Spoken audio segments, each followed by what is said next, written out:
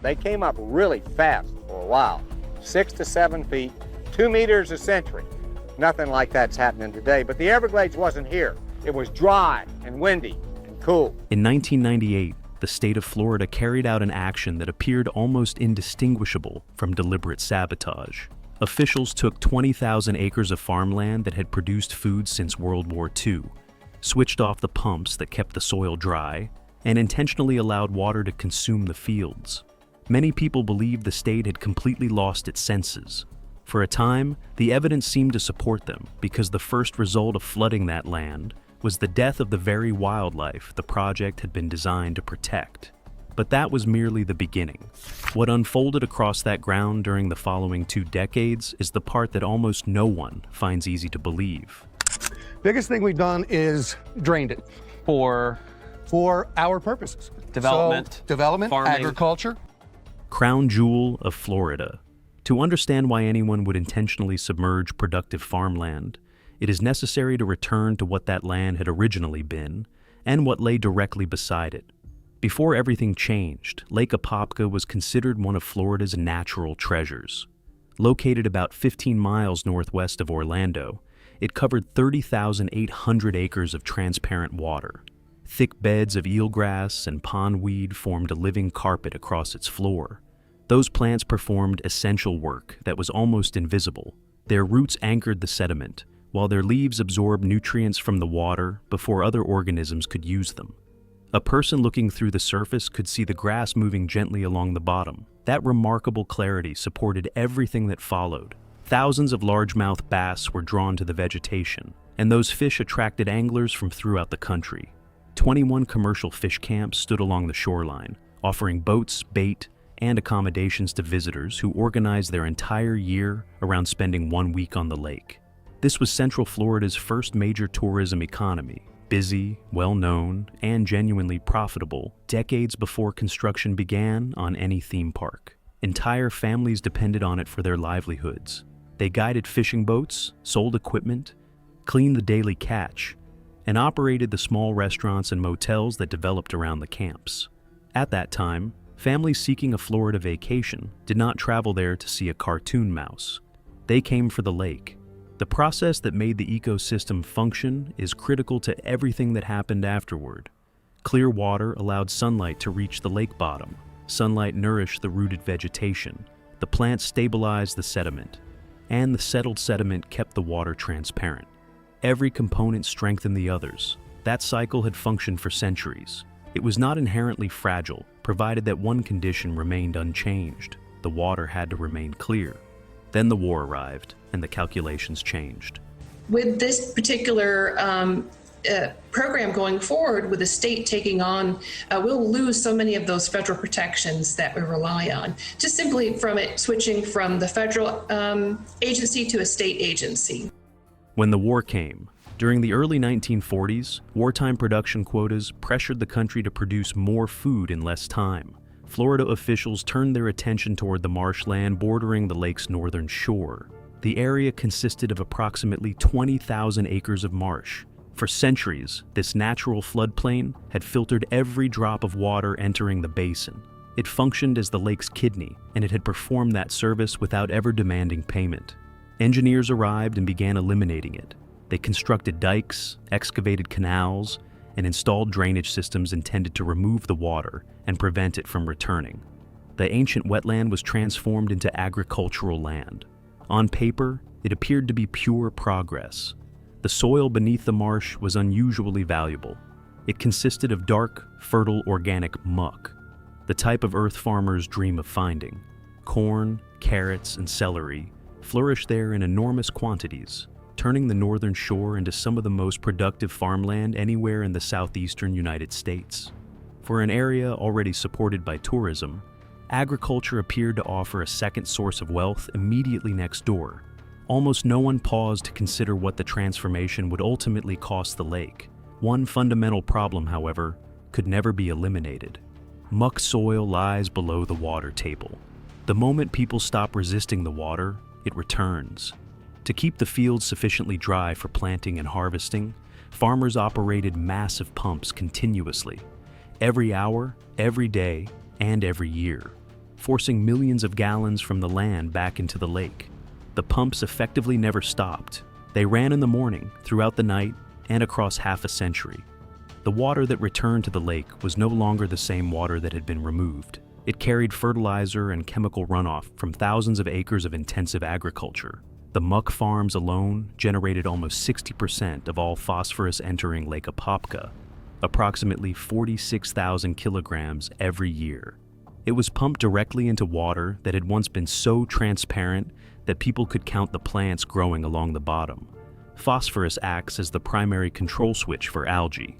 A lake can absorb a limited quantity, but when large amounts are added repeatedly, year after year, the result is not merely a small increase in algae.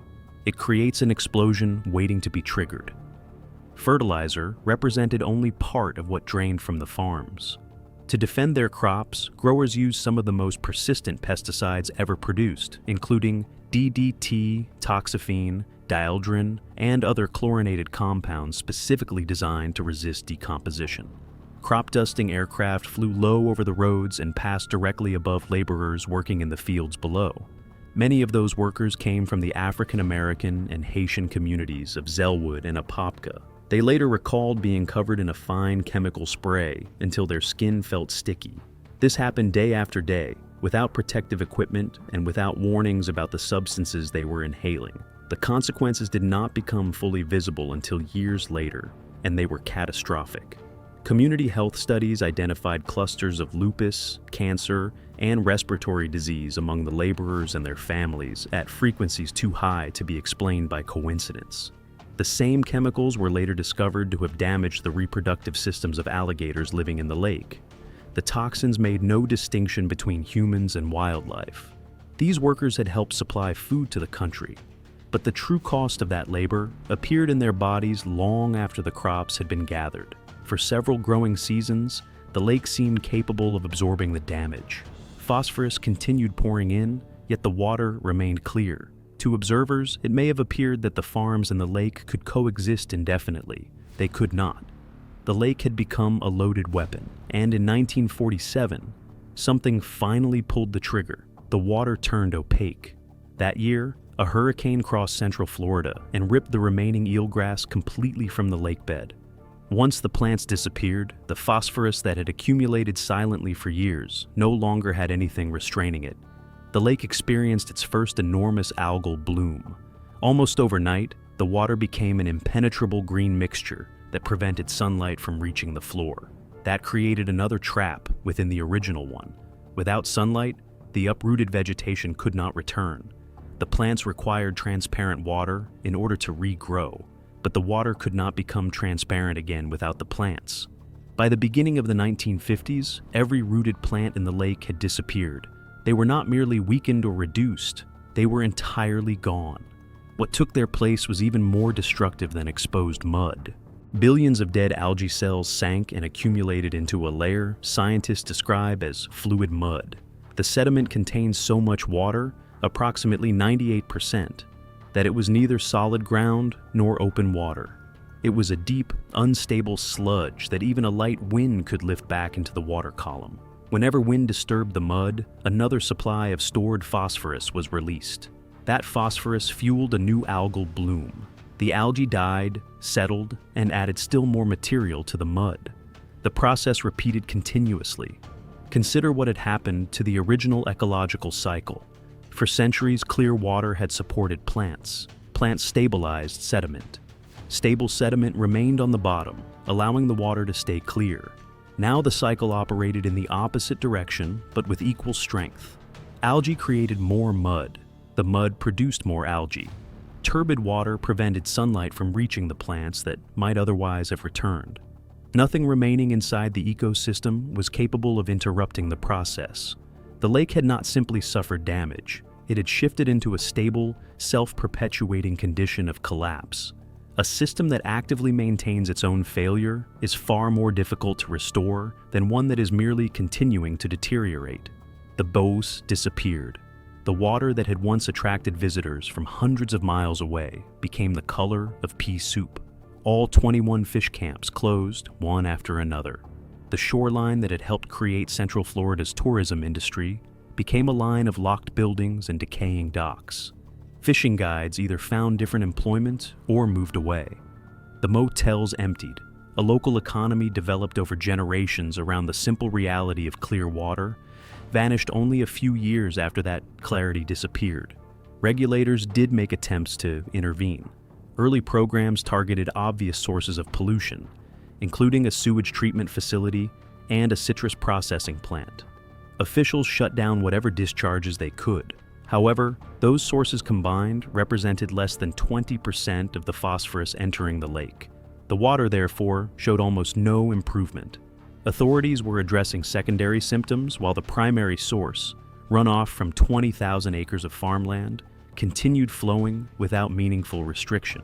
By 1985, Lake Apopka had acquired a distinction no community wanted and no one could dispute. It was the most polluted large lake in Florida. A lake this degraded, poisoned, trapped beneath a green surface, and widely dismissed as dead, might seem impossible to recover. What Florida attempted afterward had never been undertaken on a comparable scale, and the way it ultimately succeeded is remarkably difficult to believe. The buyout. By 1996, the Florida legislature had stopped attempting to bargain with the source of the problem. Instead, it decided to eliminate that source. Lawmakers directed the state to purchase the farms.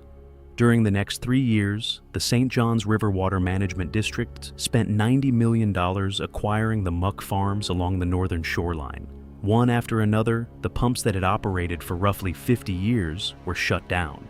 The largest external source of pollution, responsible for nearly 60% of incoming phosphorus, was permanently removed. For district employees who had watched the lake decline throughout their careers, this should have been the moment when recovery finally began.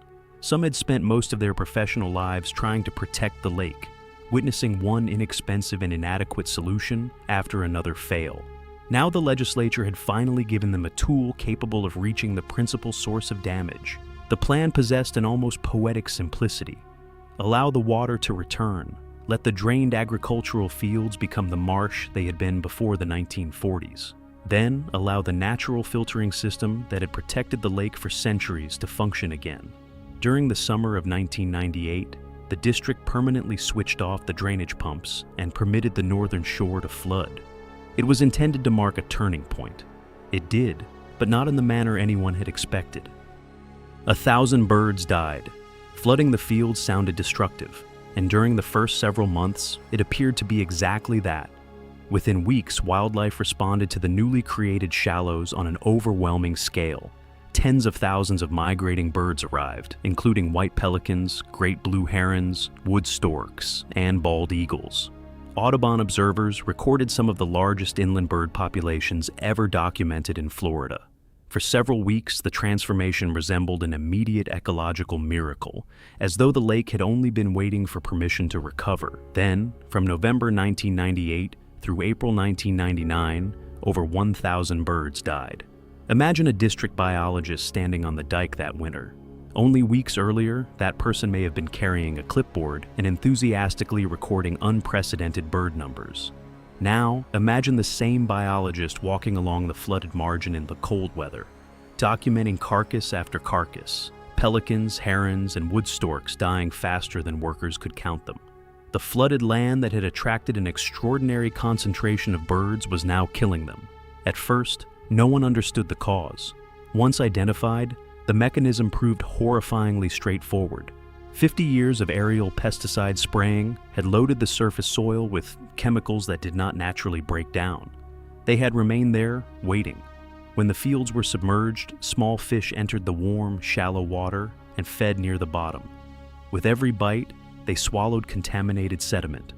Birds then consumed the fish. At each stage of the food chain, the toxins became more concentrated. By the time they reached predators at the top, the birds received lethal doses of chemicals that had remained trapped in the soil for decades. The restoration effort had reached backward through history and brought the old poison back to the surface. The United States Department of Justice launched a criminal investigation into the agency responsible for ordering the flooding. Consider how completely reversed the situation had become.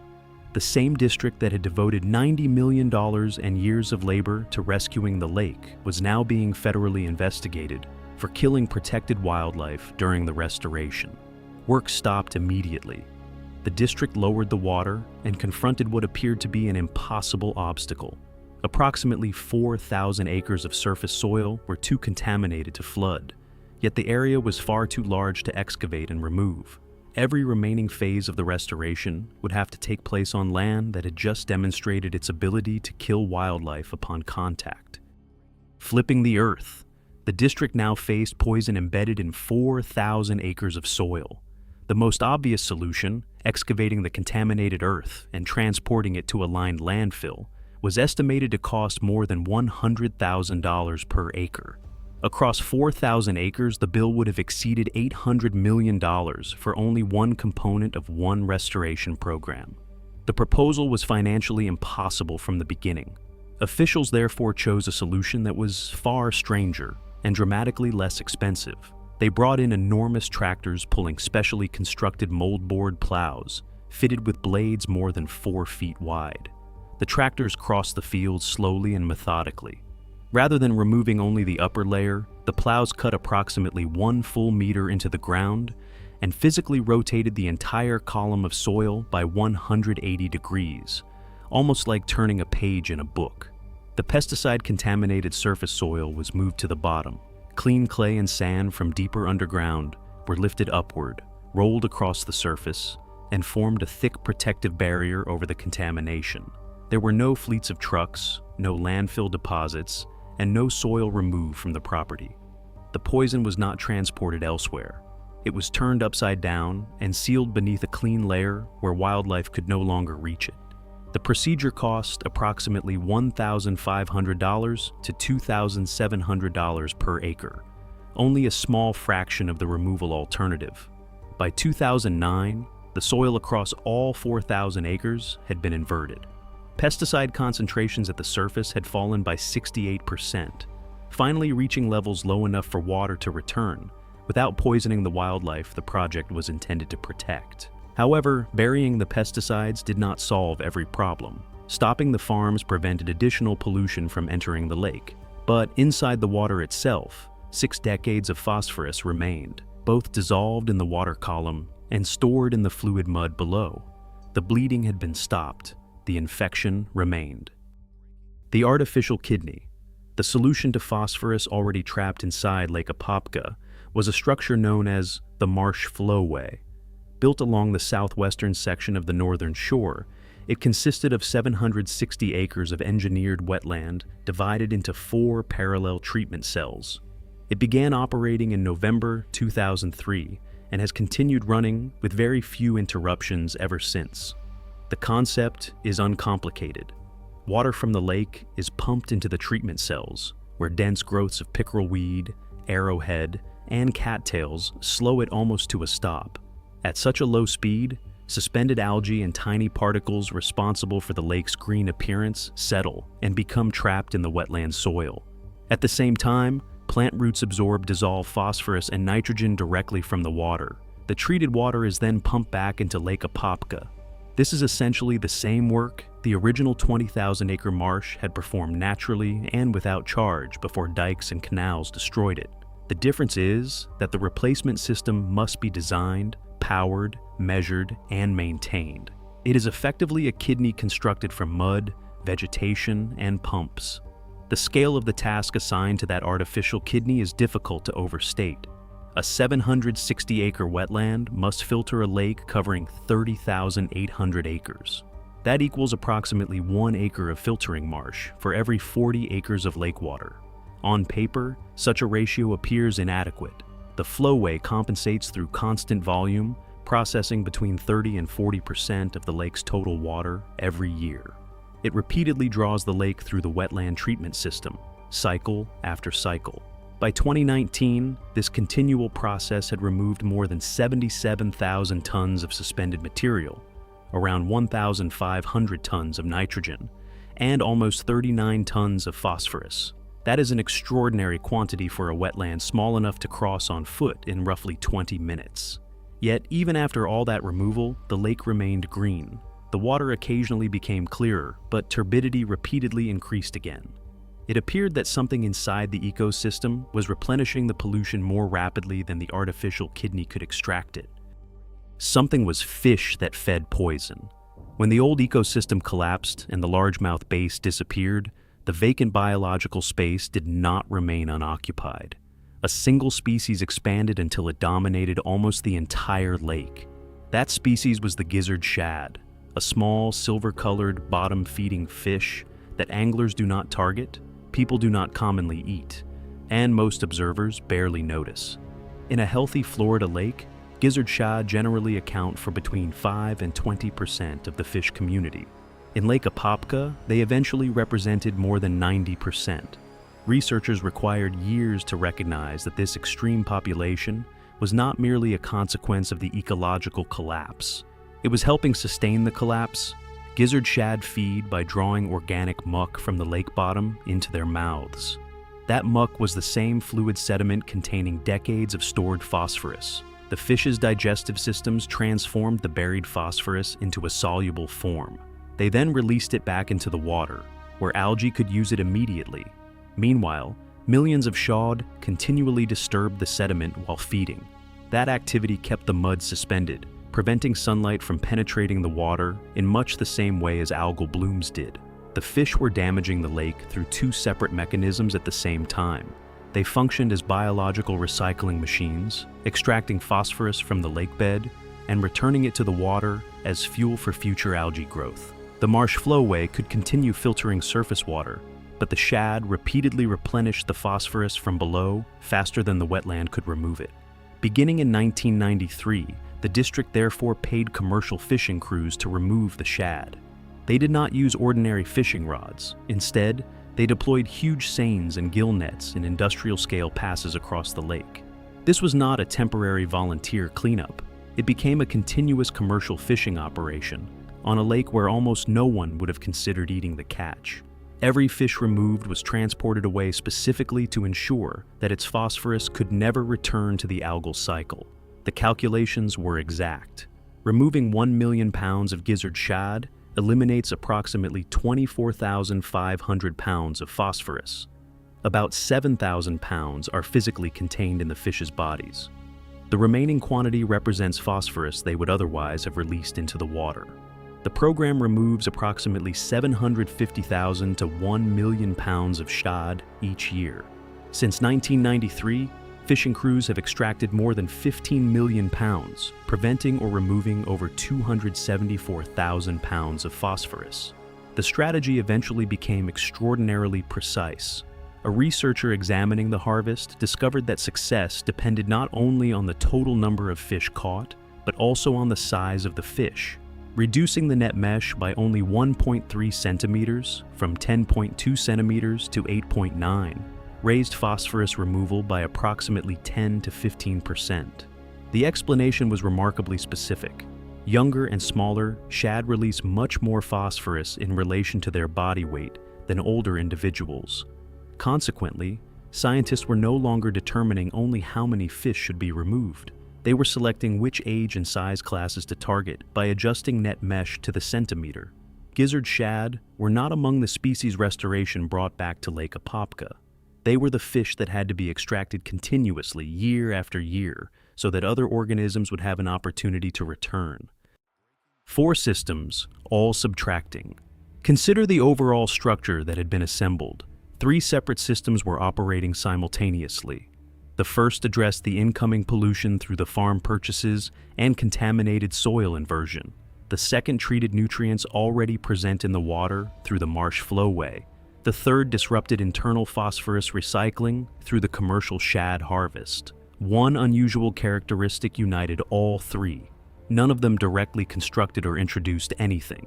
Each one worked through removal. The program removed farms, removed fish, and removed phosphorus. The entire effort, eventually costing approximately $200 million, was fundamentally a vast process of subtraction. There was no machine anywhere in the plan designed to manufacture new life inside the lake. No industrial facility produced eelgrass to cover the bottom. No hatchery could recreate the old food web in its complete form.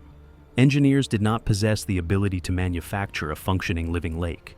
Their only option was to continue removing the factors poisoning it and hope that the absence of those pressures would be sufficient. That left one question no engineered structure could answer. Could subtraction by itself awaken the lake? Could taking things away, and doing nothing else, cause an ecosystem considered dead to reconstruct itself from a biological memory hidden in the mud for half a century? For many years, the apparent answer was no. The long silence. Year after year, each system operated as intended, but the lake remained green. The farms no longer discharged runoff. The Flow-Way repeatedly processed the water. Hundreds of thousands of pounds of shad were removed at a time. Still, the water refused to become consistently transparent. Phosphorus concentrations declined, but only by small single-digit percentages each year. Those changes were barely noticeable compared with the enormous reserve of historical nutrients still circulating throughout the ecosystem. The district spent more than $1 million annually simply to operate the Northern Shore restoration.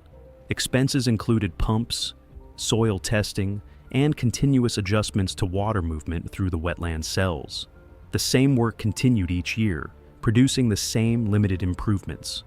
To outsiders, the project increasingly resembled permanent dialysis rather than ecological recovery, life support for a patient that might never regain consciousness.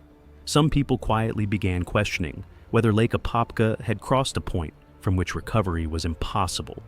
Perhaps the state had devoted decades and a fortune merely to preventing a corpse from decomposing further. At that stage, the available data offered little reason to reject that interpretation. But something beneath the surface was accumulating gradually. Every year, more phosphorus left the lake than entered it. Each year, the total quantity declined slightly further. Suspended particles slowly became less dense. Almost imperceptibly, sunlight began reaching portions of the lakebed that had remained dark for decades. Then, during the late 2000s, something occurred that had not appeared in any official budget. Seeds buried 50 years. Eelgrass began growing again on the floor of Lake Apopka. It did not come from transplanted specimens or a crew planting vegetation by hand. The first shoots emerged naturally from the lakebed. They grew from seeds that had remained buried in dark, oxygen-deprived mud since the ecosystem collapsed during the 1950s.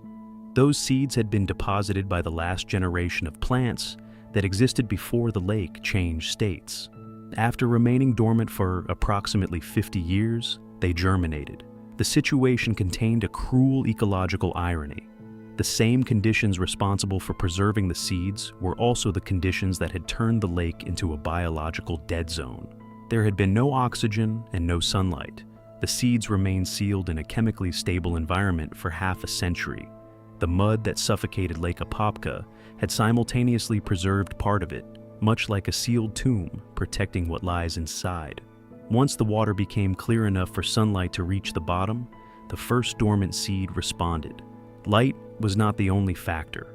As organic material in the soil shifted and decomposed, it released tiny amounts of ethylene gas. That natural chemical signal broke the dormancy of seeds that had effectively been holding their breath for 5 decades. Consider the implications. Somewhere within the black sediment, the biological instructions for the former lake had remained intact. They had not been destroyed. They had simply been deactivated while waiting for 2 precise environmental conditions to occur together. The seeds had been awaiting a signal all along. That signal required half a century to arrive. Plants were now growing on Lake Apopka's bottom for the first time since Dwight Eisenhower occupied the White House. The Florida Fish and Wildlife Conservation Commission quickly expanded the opportunity. Beginning in 2017, teams manually planted more than 880,000 specimens of eelgrass and pondweed in protected sections of the lake. Yet, the naturally germinating plants mattered most. Seeds emerging without human planting demonstrated that the lake's biological memory had never disappeared. It had only been covered. The same district biologists who had counted 1,000 dead birds approximately 2 decades earlier were now documenting the first green shoots rising through the sediment. Once the plants returned, they activated the one reinforcing cycle engineers could never have constructed manually. Eelgrass roots penetrated the fluid mud and secured it in place, preventing wind from lifting it back into the water. Less disturbed sediment produced clearer water. Clearer water permitted more sunlight to reach the bottom. More sunlight supported additional plants. Those plants stabilized more sediment and created still greater clarity. The ecological loop that had operated destructively for 50 years had finally reversed direction and was now increasing its own strength. This is the most important element of the entire process. Engineering did not directly restore Lake Apopka. Engineering restored the environmental conditions that allowed Lake Apopka to begin restoring itself. Each rooted plant securing the sediment, and each newly transparent section of water, encouraging another generation of seeds, represented the lake's own biological machinery reactivating after half a century. The 3 human-created systems based on subtraction had finally unlocked a 4th system. It was the only one capable of adding life. Once it began functioning, the lake changed dramatically. What came back after that? The measurements improved at rates that had never previously been recorded. By 2022, the average annual phosphorus concentration had fallen below Florida's regulatory target for the first time in the lake's modern history. That represented a reduction of approximately 66 to 69% compared with the baseline measured during the late 1980s. Water transparency improved by at least 50% throughout the lake, while some measurements indicated gains as high as 93%. By 2024, native submerged plants had been recorded along 95% of Lake Apopka's roughly 30,000-acre shoreline. The vegetation was flowering and spreading naturally after being completely absent for 50 consecutive years. Wildlife followed. Largemouth bass, the species that had created the original lake economy before disappearing for more than half a century, returned. Florida stocked more than 1.4 million juvenile bass in 2016 and 2017. Current surveys identify healthy fish reaching 16 inches within 2 years, while trophy bass weighing over 10 pounds are now caught regularly. For the first time since the collapse, professional bass tournaments have returned to Lake Apopka. The sport has come back to the same Central Florida water that helped establish its popularity in the region. Grandchildren of anglers who fished the lake before its destruction can now cast into the same water their families once abandoned. The restored northern wetlands also experienced a remarkable transformation. The same landscape where more than 1,000 birds died during the winter of 1998 now supports 372 documented bird species. The Lake Apopka Wildlife Drive, an 11-mile route winding through the reclaimed marshland, receives tens of thousands of visitors every year. The wood stork, a federally endangered wading bird that was among the victims of the 1998 die-off, recovered extensively in restored environments such as the Apopka wetlands. In early 2026, the United States Fish and Wildlife Service officially removed it from the endangered species list. This is what returned. Not merely one animal or plant species, but hundreds. They did not recover despite the decision to flood the fields. They returned because of every intervention that followed that flooding. The $90 million agricultural buyout, the inversion of 4,000 acres of contaminated soil, the 760-acre artificial kidney, and the recurring commercial fish harvest each addressed a separate point of ecosystem failure. No single measure would have succeeded independently. That is also why the story cannot honestly conclude with a simple celebration. Not restoration, terraforming. It would be tempting to finish the story with the returning bass, the abundant birds, and the wood stork's removal from the endangered list. However, Lake Apopka is not completely repaired. Claiming otherwise would ignore the central lesson. Approximately $200 million has been spent on the recovery over 4 decades. The financial commitment continues. Gizzard shad must still be harvested annually. Without that removal, their population would increase again, and the internal phosphorus recycling cycle could resume within only a few years. Invasive hydrilla now flourishes in the newly transparent water. It is an entirely new ecological challenge produced directly by the success of the previous solution, and controlling it requires continual management. Lake Apopka will depend upon its engineered wetland kidney and commercial fishing fleet for the foreseeable future. The machinery cannot simply be shut down. Nevertheless, when every component operates together, Vegetation grows in places where nothing survived for 50 years. Bays swim through water where they had not been observed since before humans landed on the moon. And 372 bird species now occupy the same land that killed more than 1,000 birds only one generation earlier. Recovery was never achieved through one decisive solution. It required 4 systems operating at the same time, with each addressing a failure the others could not reach. None of those systems was optional. None of them can ever be considered completely finished. That is not restoration in the traditional sense. It is terraforming. It demonstrates what is truly required to pull an ecosystem out of a stable condition of collapse. The process is slow, costly, repetitive, and unglamorous. There is no single discovery or breakthrough capable of replacing decades of work. The planet contains countless systems damaged to a similar degree. That leaves one question worth considering. If a lake declared dead for half a century can return through one act of subtraction after another, how many other places people have dismissed as permanently destroyed are merely waiting for the correct signal to awaken? Share your answer in the comments. And if these are the kinds of stories that brought you here, subscribe, because many more broken systems remain to be understood.